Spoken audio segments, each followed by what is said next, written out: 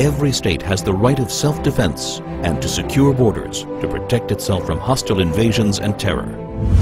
Israel is a small state surrounded by Arab countries 650 times its size, some of which are large bases of global terror.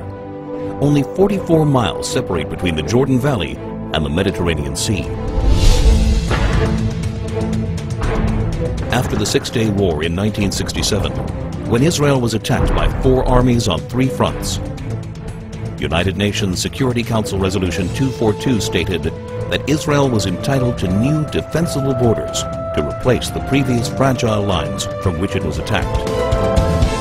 What are Israel's defensible borders? What are its essential security needs? The Jordan Rift Valley, Israel's eastern frontier, forms a natural barrier between Israel and the countries of Jordan, Iraq, and Iran.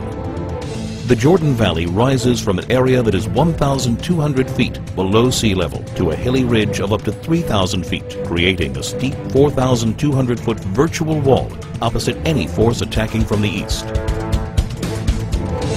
The growing threat of global jihad activity near Israel's borders requires it to prevent infiltrations of terrorists and weapons. When Israel left the Philadelphia Corridor in Gaza, it became a highway for the infiltration of terrorists and the flow of hundreds of tons of ammunition and weaponry from all over the Arab world, aimed at Israeli civilians.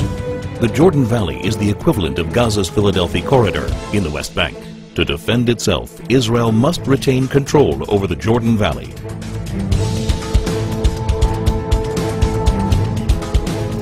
This is Israel's mountain ridge, rising up to 3,000 feet.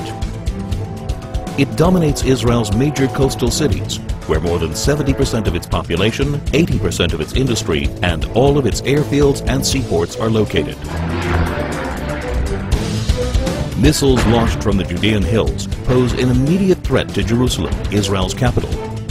Israel's only international airport, Ben Gurion, would be in the range of even primitive rockets, while all planes taking off and landing would be threatened by shoulder-launched anti-aircraft missiles. More advanced weaponry would be able to hit virtually any point in Israel. If Israel were forced back to the 1949 armistice lines, the Green Line, the country's width would be reduced to a narrow 9-mile waistline that would be impossible to defend.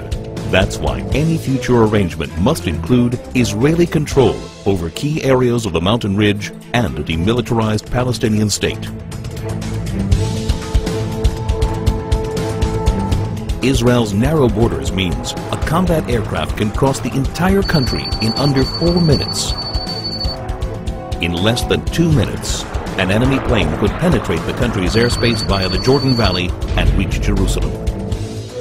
In order to thwart an aerial attack on Jerusalem, a hostile plane must be shot down at least 10 miles east of the capital to prevent it from crashing into major population centers.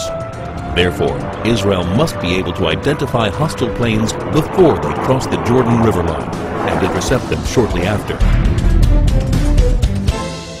To defend itself, Israel must control the airspace over the West Bank. Israel's transportation arteries, and in particular the Trans-Israel Highway, enable travel and connection between Israel's regions. They also assure the mobility of the Israel Defense Forces in case of attack. Protection of these vital arteries is essential in order to ensure that 1. Civilians aren't victims of terrorist gunfire. 2. Regions of the country cannot easily be cut off. 3. The mobility of Israel's defense forces is not hindered in the case of invasion.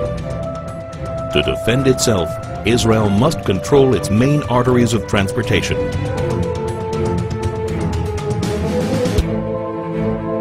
There is enormous uncertainty about future trends in the Middle East. Iran is determined to become the supreme power as the U.S. withdraws from Iraq. No one can guarantee the future of many of the current regimes in the region. Today, more than ever, it is crucial to ensure defensible borders for Israel.